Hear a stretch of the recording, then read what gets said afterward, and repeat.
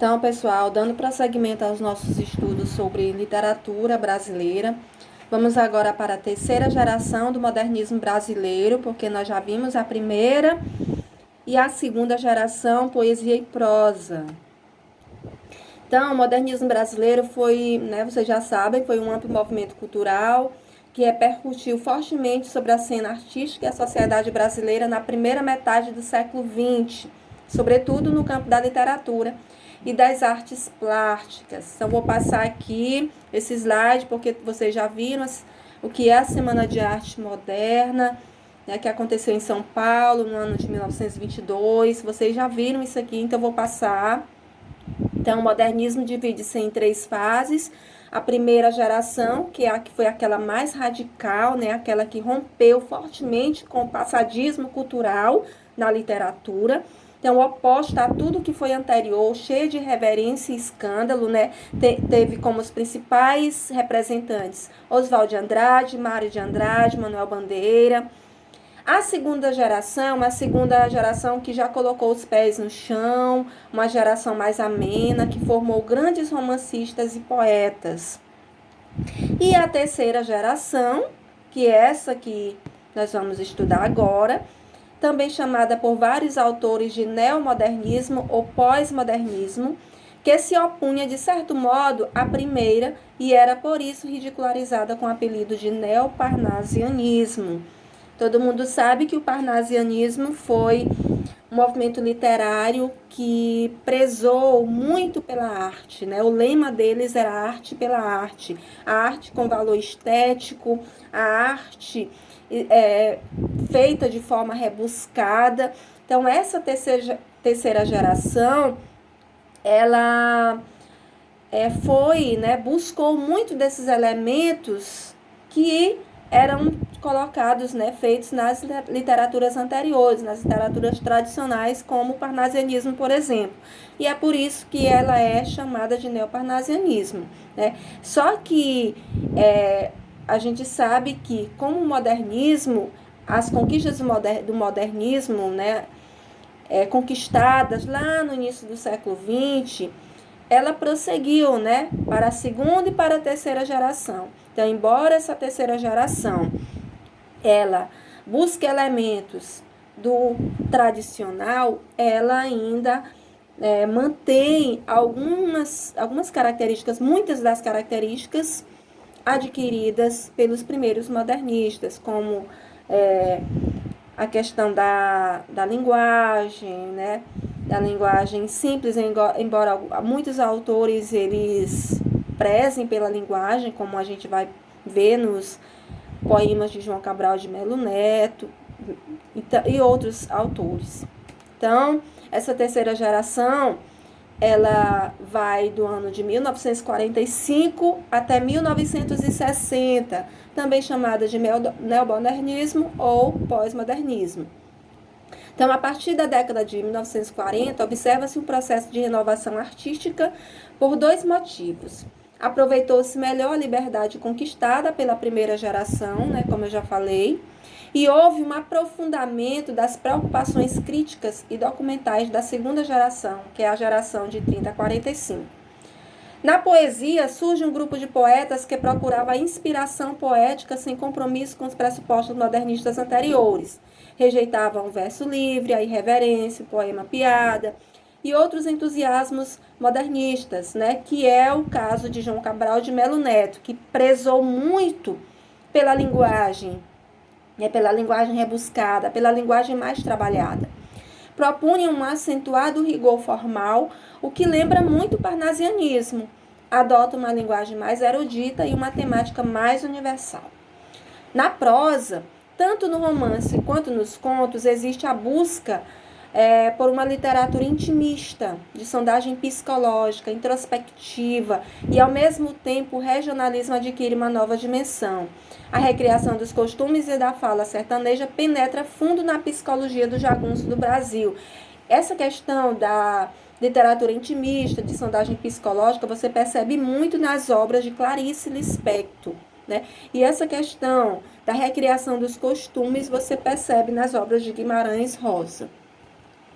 Principais autores da poesia, Tem aí Péricles Eugênio da Silva Ramos, Ledo Ivo, Geir Campos, Marcos Conde Reis, e este aí bem em destaque, que é um dos principais, que é João Cabral de Melo Neto. E na prosa, há destaque para Guimarães Rosa, João Guimarães Rosa e Clarice Lispector. Bom, João Cabral de Melo Neto. João Cabral de Melo Neto, o poeta escultor, né? Estreou em 1942 com Pedra do Sono, de forte influência de Carlos Drummond de Andrade e Murilo Mendes. Ao publicar O Engenheiro, em 1945, traça os rumos definitivos de sua obra.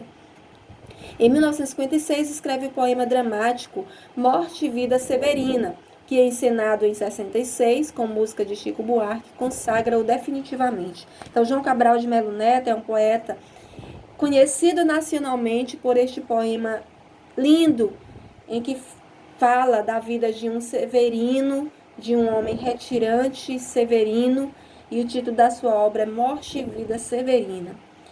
Característica de sua produção literária. No início da carreira, apresenta uma tendência à objetividade, convivendo com imagens surrealistas e relativas aos sonhos. Aos poucos, afasta-se da influência surrealista e aprofunda a tendência à substantivação, à economia da linguagem, subentendendo as palavras a um processo crescente de depuração, com o uso de metáforas, personificações e alegorias.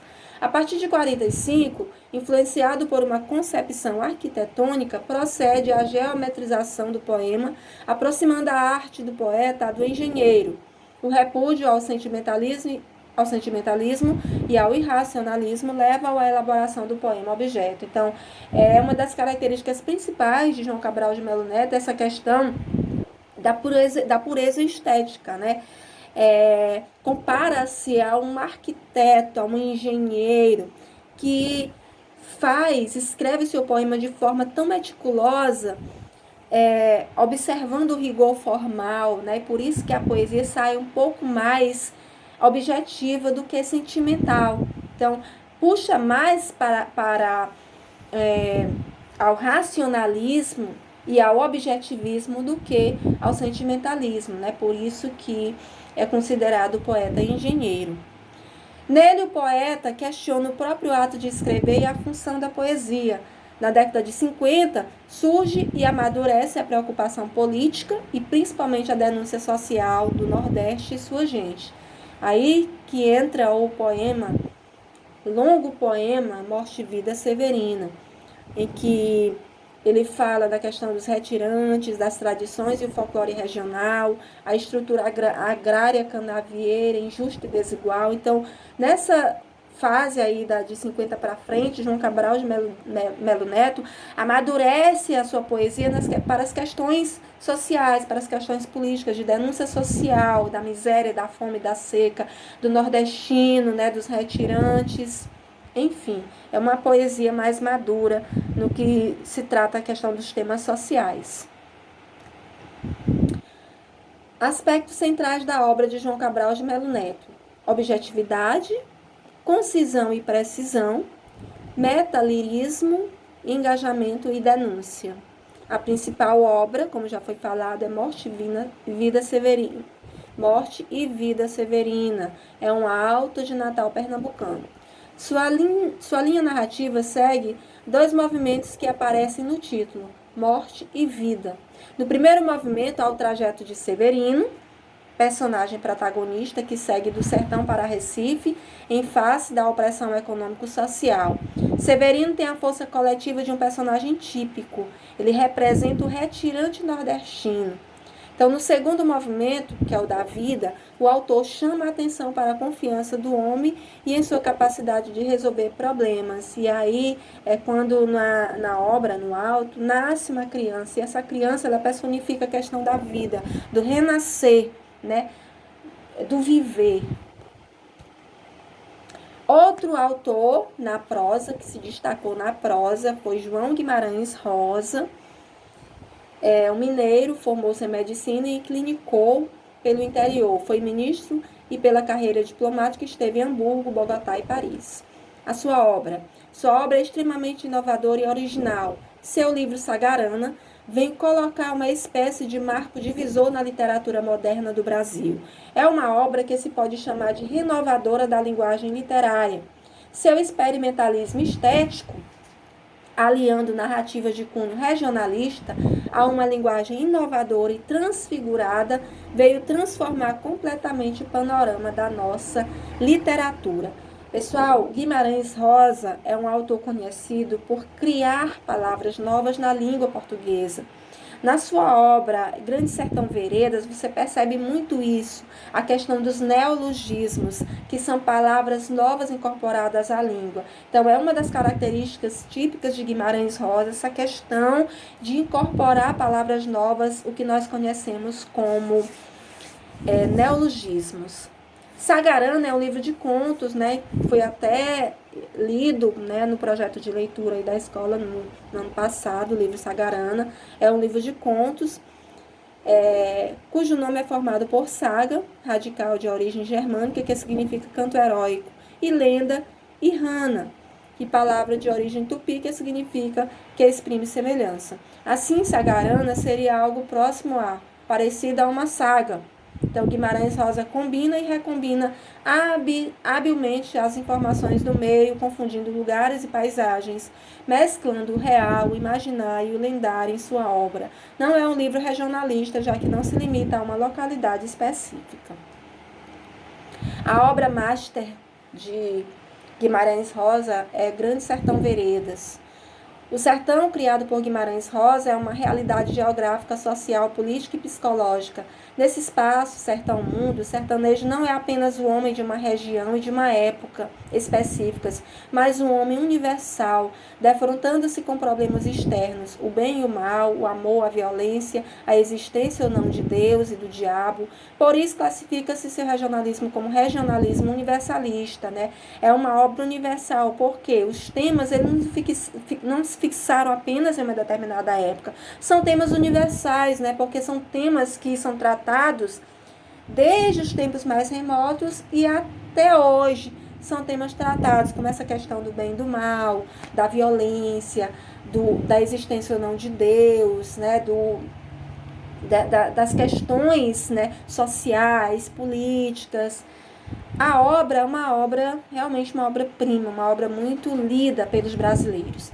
O livro narra as memórias de Riobaldo, personagem principal, ex-jagunço, que assume a liderança do grupo após a morte do chefe Joca Ramiro.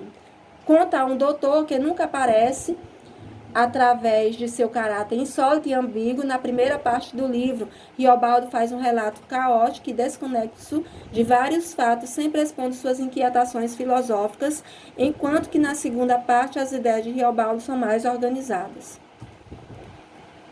Principais obras: Sagarana, Corpo de Baile, Grande Sertão Veredas, Primeiras Histórias, Tutameia. Estas histórias, ave, palavra. Outra autora muito estudada na literatura brasileira e muito conhecida é Clarice Lispector. Nasceu na Ucrânia, veio para o Brasil ainda bebê. Formou-se em Direito, mas viveu muito fora do Brasil pela carreira diplomática do marido, dedicando-se assim aos filhos e à literatura. Voltou ao Brasil separada e lançou vários livros. Característica de suas obras. Como já falei anteriormente, uma das características das obras de Clarice Lispector é a questão do intimismo, trabalhar o lado psicológico das personagens.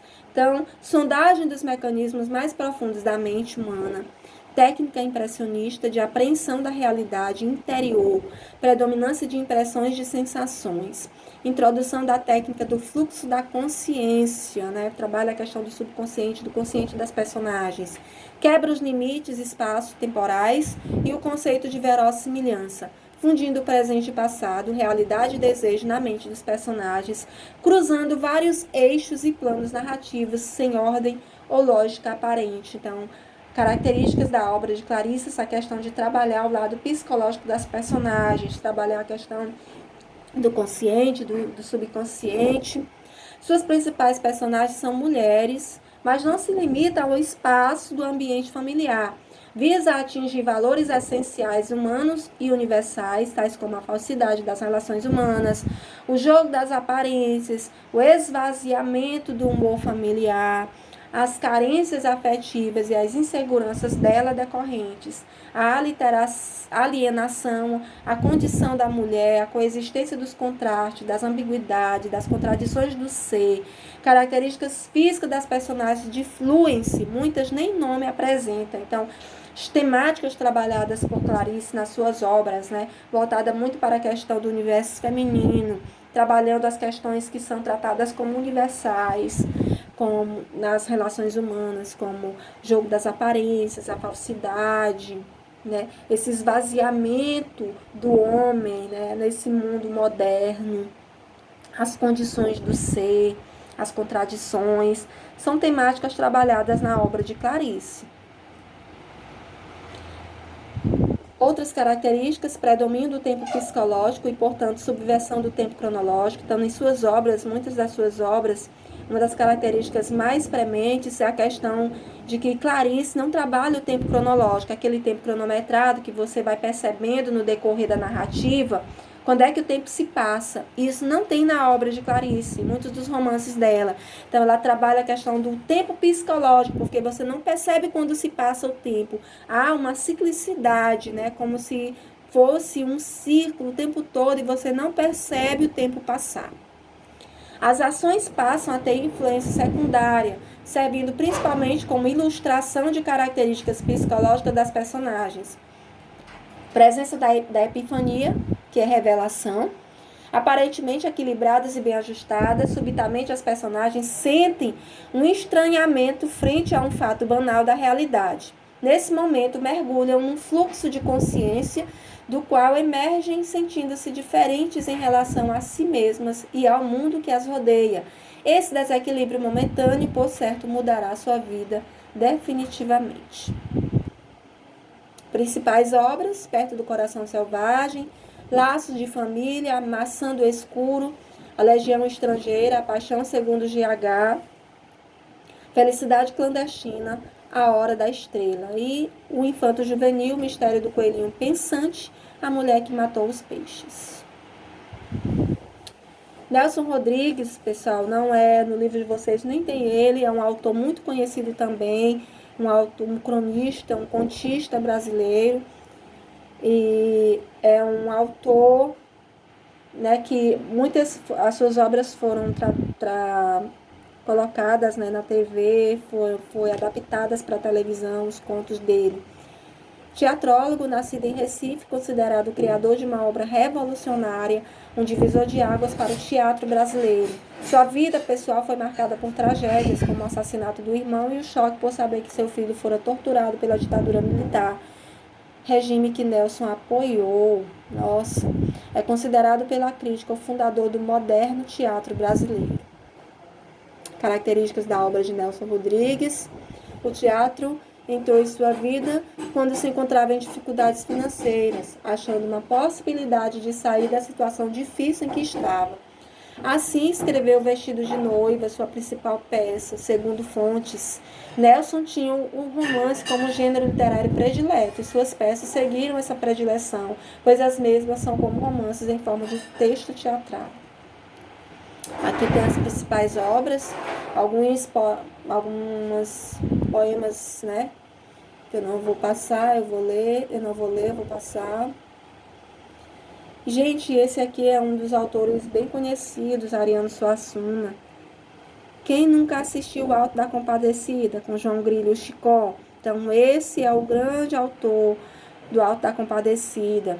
Nasceu em João Pessoa, formou-se em Direito e em Filosofia, foi professor universitário, advogado, dramaturgo. Ariano foi o idealizador do movimento armorial, que tem como objetivo criar uma arte erudita a partir de elementos da cultura popular do Nordeste brasileiro. Tal movimento procura orientar para esse fim todas as formas de expressões artísticas: música, dança, literatura, artes plásticas, teatro, cinema, arquitetura, entre outras expressões. Suas obras foram traduzidas para várias línguas, né, como inglês, francês, espanhol, alemão, holandês, italiano e polonês. Características das obras. A concepção do teatro, do texto teatral, baseia-se na finalidade do mesmo, a representação por atores. Já o texto literário é concebido para ser lido e meditado pelo leitor, assumindo, portanto, outra feição. Feita essa observação, vamos reparar que sua obra procura definir a forma final do texto através dos seguintes elementos. Primeiro, não propõe nas indicações que servem de base para a representação nenhuma atitude de linguagem oral, ou seja, regionalista. 2. Busca encontrar uma expressão uniforme para todos os personagens, na presunção de que a diferença entre os atores estabeleça a diferença dos chamados registros da fala. Então, nas personagens, você percebe que todos têm a mesma linguagem no teatro. A composição da linguagem é a mais próxima possível da oralidade. Então, isso que você percebe quando você assiste ou lê o teatro, o Alto da Compadecida, a questão da fala muito próxima da oralidade, não aquela linguagem formal, mas uma linguagem muito próxima da fala, da oralidade. Isto é, o texto serve de caminho para uma vida oral de expressão. E aí tem algumas obras de Ariano. Gente, essa foi a nossa aula, Foi muito rápido. Mas esses são os principais autores e as principais características. Então, depois vocês dão uma lida nos slides para que possam perceber melhor as características desses autores que são muito importantes na nossa literatura brasileira.